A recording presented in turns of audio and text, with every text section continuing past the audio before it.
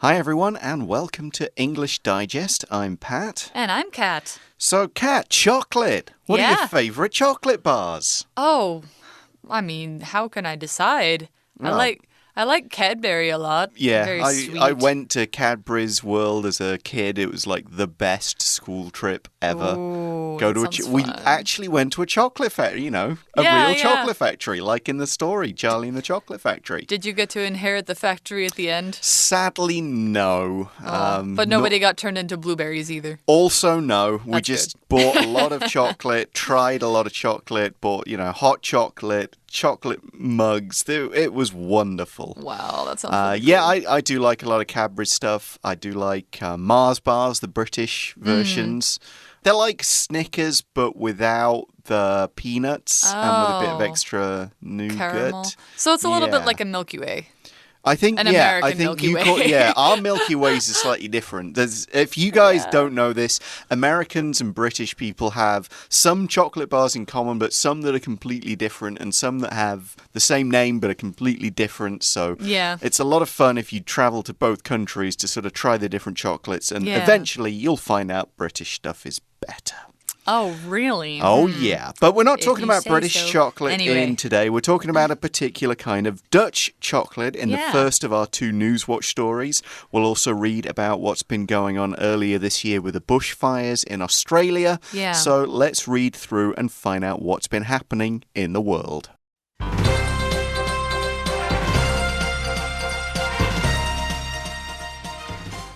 Child slavery and chocolate. Tony's Chocolonely's fight. You can never have enough chocolate, and now Taiwanese consumers have a new international option. Available at Carrefour now, Tony's Chocolonely is a Dutch brand that originated in 2005. Toon van de Koeken was a journalist who had enjoyed chocolate his whole life, but while reading one day, he encountered an astonishing and upsetting fact. Slavery is still rampant in the cocoa farming industry. Van de Koeken's business, Tony's Chocolonely, has been on a mission since day one. The company refuses to deal with farmers who use slave labor. They also divide their bars into uneven pieces as a statement about the unequal status of cocoa farmers in relation to the huge corporations that buy the beans and sell chocolate to the world. To address this inequality, Tony's Chocolonely works closely with farmer cooperatives to set fair prices for cocoa. In this way, the farmers can support themselves and in turn pay their workers properly. Though fair trade goods are more expensive, we should be glad to pay a little more if we know that it helps to minimize human suffering. Tempers and temperatures high as bushfires ravage Australia. Last spring and summer were hard in Australia, with fires raging out of control from September 2019 to February 2020. Wildfires are a natural occurrence in the Australian bush, but they were particularly severe this season. The burned area is equivalent to nearly 3 times the size of Taiwan. Additionally, many of the bushfires came near the country's biggest cities. Domestic and international commentators criticised Australia's Prime Minister, Scott Morrison, for clumsiness in reacting to the fires. Morrison took his family to Hawaii for a vacation while firefighters were risking their lives in the burning bush. The firefighters lacked proper government support, relying on thousands of volunteer firefighters for help. Morrison is also facing backlash for his government's general inaction on climate change. There's no doubt that the root of Australia's bushfire crisis was environmental in nature. The country logged a record-breaking average maximum temperature of 41.9 degrees Celsius on December 18th, and Australia has been drought-ridden for years. Scientists agree that higher global temperatures are due to rising levels of carbon dioxide in the atmosphere, and that humans are the cause of this increase.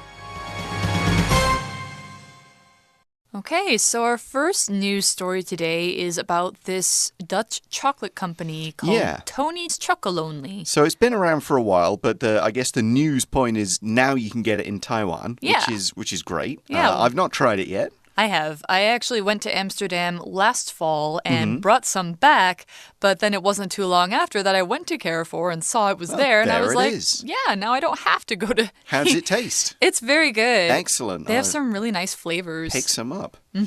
Okay, so this is all about Tony's Chocolonely's fight. And as you might guess from hearing Kat and I talk about chocolate flavors, you can never have enough chocolate. And now Taiwanese consumers have a new international option, which brings us on to Carrefour. Yeah, available at Carrefour now. Tony's Chocolonely is a Dutch brand that originated in 2005. Dutch means it comes from the Netherlands.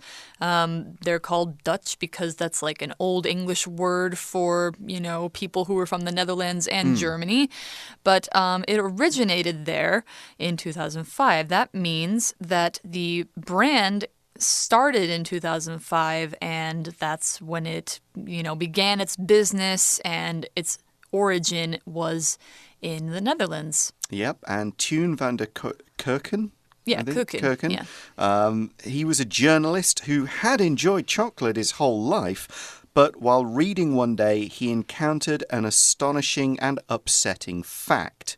So let's look at a couple of things before we get on to that fact.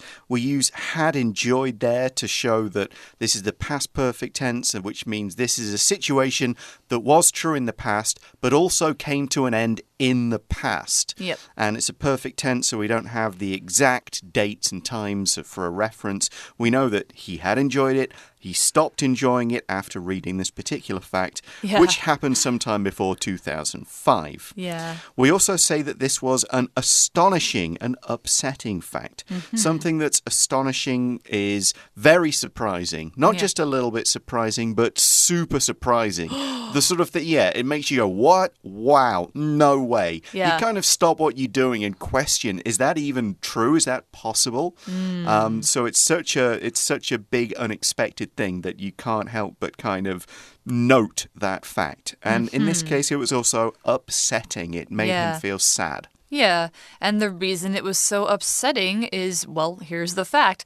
Slavery is still rampant in the cocoa farming industry. By saying slavery is still rampant, we're not just saying that slavery still exists, but it's still everywhere. So when you say something is rampant, that means there's a lot of it. It's just too much, and usually rampant is a word with some negative meaning. Right. And so that means it's too much of a bad thing. Yeah, it also means it's not kind of dying out. It's kind of flourishing. It's found in many places, and it's still going pretty strong. Yeah, exactly. And this is in the cocoa farming industry, where people are farming the cocoa trees and beans and getting all the stuff for the chocolate. So places in Africa, South America, Central America, I guess, where most chocolate is grown, it still seems that slavery is really, so many places are using slave labor to get the beans, which is awful. And there's some major chocolate companies that are connected to it. Oh, I'm sure they are.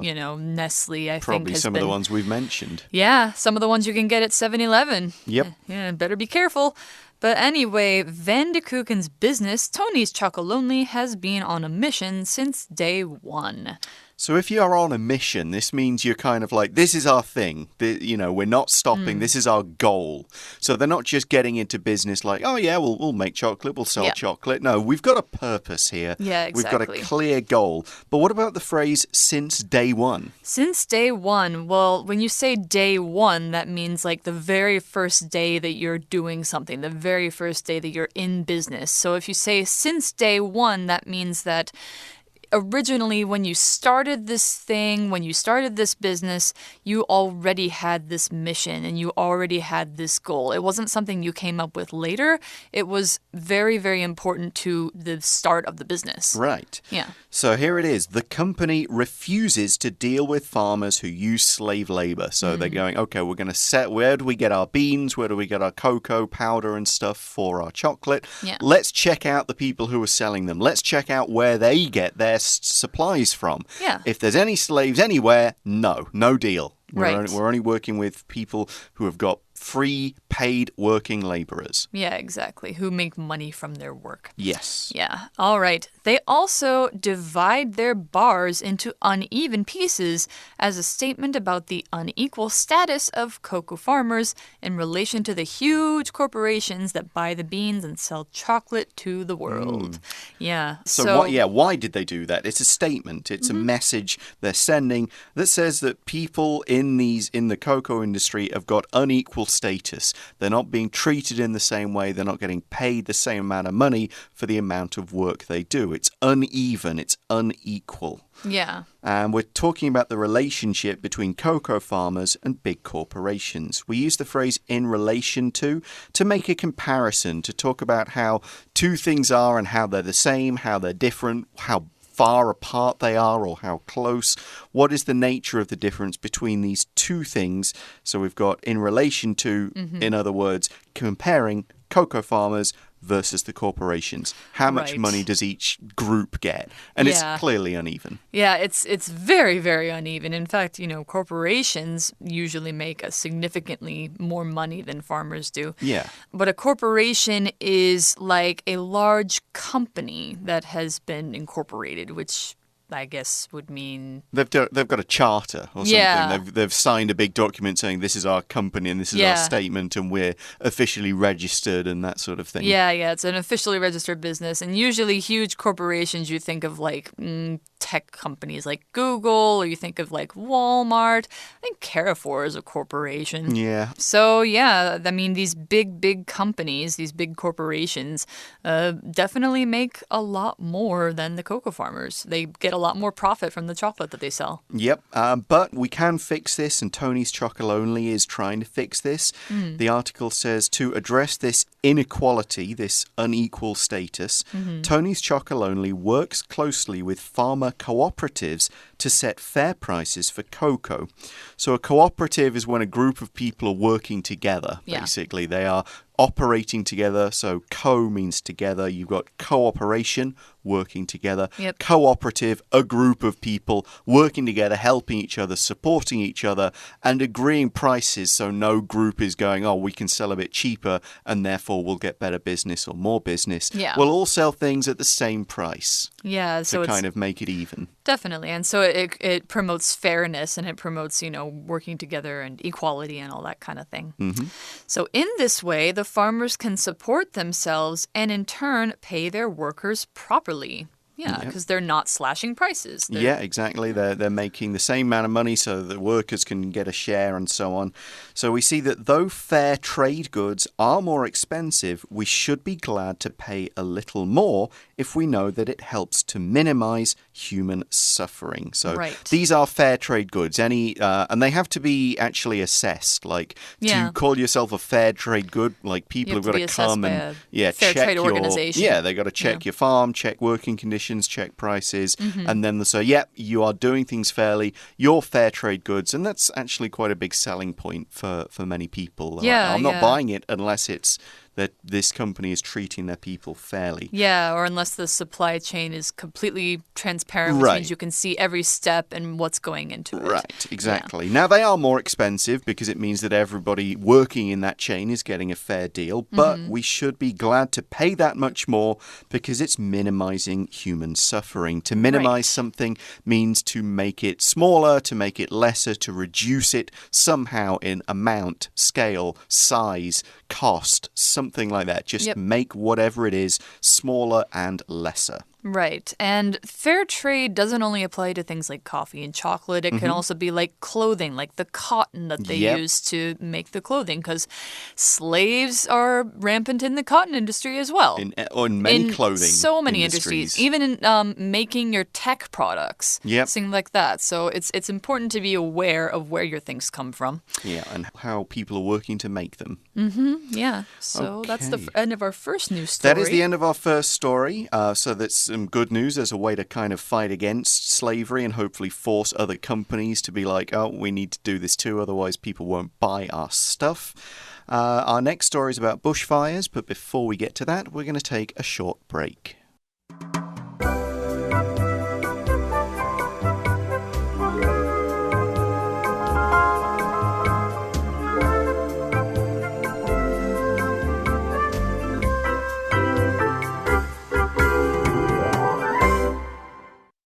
Okay, so here's our second story. We've got a title, Tempers and Temperatures High as Bushfires Ravage Australia. So tempers high means people are getting angry. Temperatures high, people are getting hotter. And that's because these bushfires are ravaging Australia. To ravage something is to do a great deal of damage to all of that thing, kind of across the whole area, to damage it very badly, to make it so it's very difficult for that area or this particular thing to be used again. You could talk about a fire or a typhoon ravaging a city, a typhoon ravaging a coastal area, all sorts of things like that. Yeah, so it's basically talking about damage. Yeah.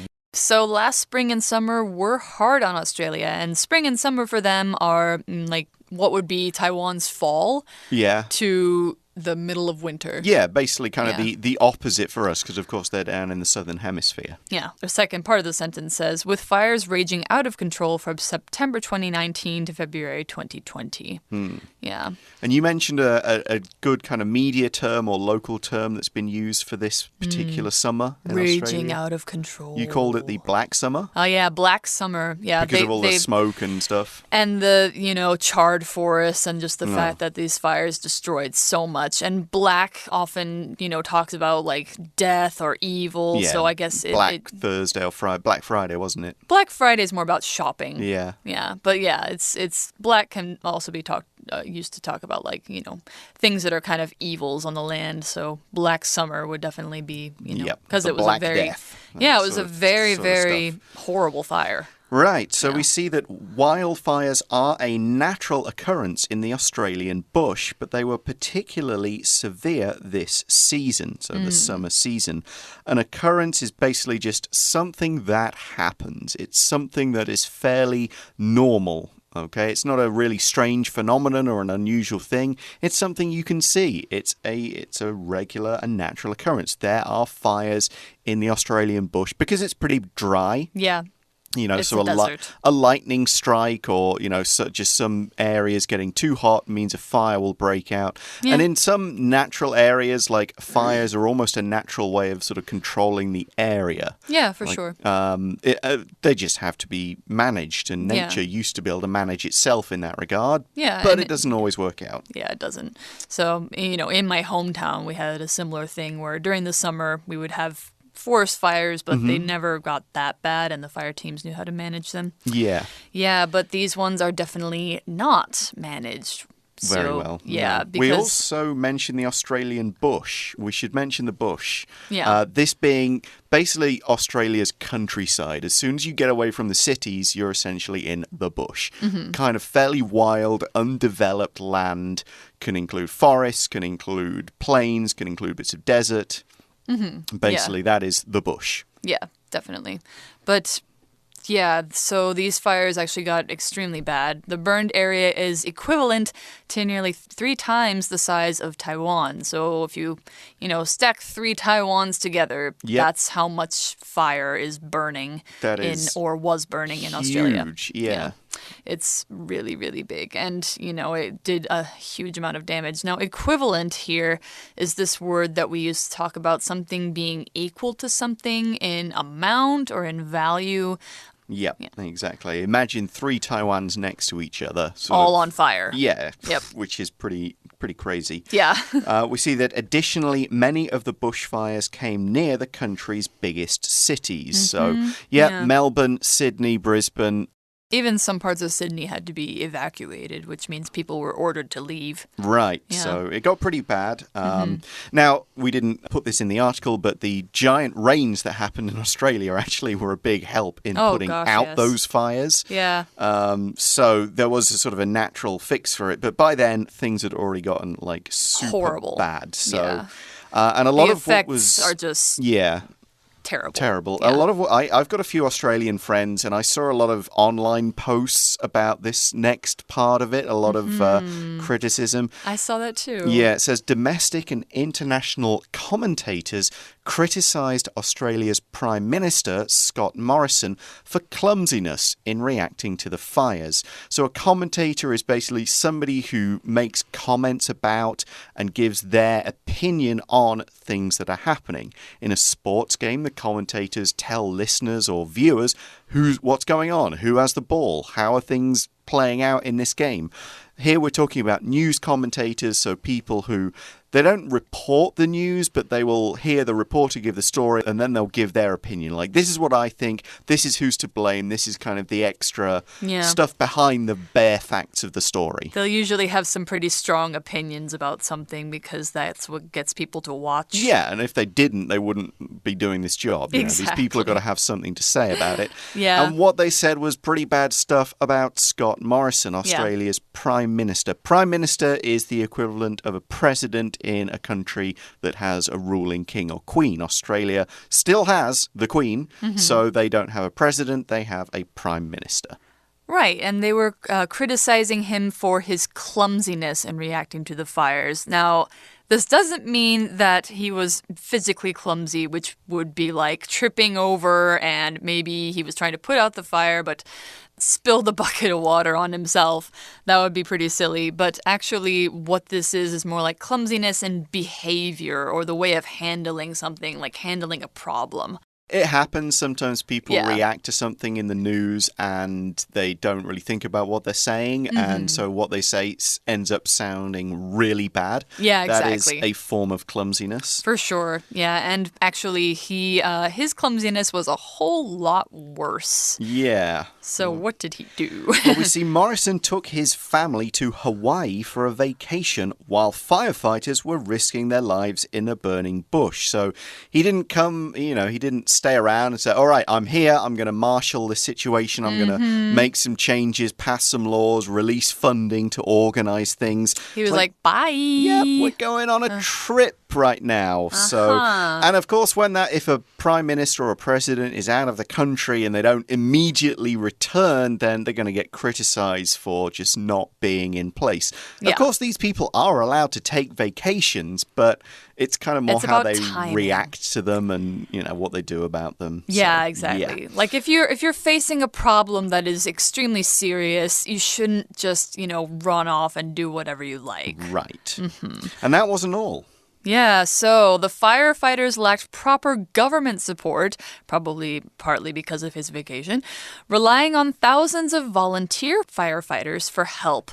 Yeah, so means they lacked proper government support, means they didn't have that proper government support. The government wasn't giving them enough money, enough supplies. They just didn't have what they needed to do a good job fighting the fires. Many of them were getting exhausted burned and injured, and there was there's all these scenes in these videos of firefighters just looking so tired and just, they're doing their best, but there's only so much they can do. Yep, so they had to rely on volunteers, people who just showed up and said, what do you need? Can I carry water? Can I hold a hose? Can I get in there and try and put fires out? Just people who came forward and said, I'm going to do it. And Australia needed that. If they didn't have all these volunteers, they wouldn't have been able to fight the fires so well. But Scott Morrison is also being criticized for kind of a general policy idea that he's been putting forward since he became Prime Minister. It says Morrison is also facing backlash for his government's general inaction on climate change.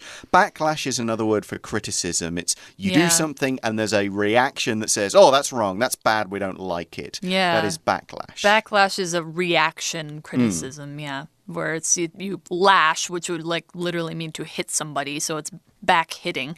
Yeah, and his inaction. So action, of course, would be doing something. And so inaction, with this in prefix, means that he's not doing anything. Means that he's just kind of sitting on his laurels, sitting on his bum and just, not taking any significant action, just saying it's not really a thing we need to worry about. And his party is also more in support of the fossil fuel industry and doesn't really push the kind of renewable energy and, positive environmental changes because they have money to make from other things. Yeah, that's that particular policy of that particular party. Right. But I've seen the news for years. Australia's getting hotter and hotter every single year. And yeah, into this. There's not, they can't keep putting their heads in the sand forever. Yeah. Yeah, and that's what the next paragraph says too. There's no doubt that the root of Australia's bushfire crisis was environmental in nature. You'll have commentators who question this, who say like, oh, was it an arsonist, which means like a person who set the fire on purpose? But actually, there's, it's definitely environmental in nature. Heat. Yeah. We see the country logged a record-breaking average maximum temperature of 41.9 degrees Celsius on December 18th, and Australia has been drought-ridden for years. So if you log something, that's just saying you record it. It's recorded in a system, it's been measured, it's been checked, and it's been entered as a piece of data. Drought-ridden, the country has been affected badly by droughts. Drought is not enough rain, not having enough water. Yeah. You could say somebody's illness-ridden or something like that. Ridden with sickness. That means they have that thing, it's there, it's a lot of it, they can't get rid of it. Yeah, exactly. Something like that. So what they're saying is Australia has not enough rain, it's too hot there, there's places that are going without water, it's in a pretty bad situation. And not having rain means that things dry out, and when they're dry, they're easier to set on fire. Yes. Yeah.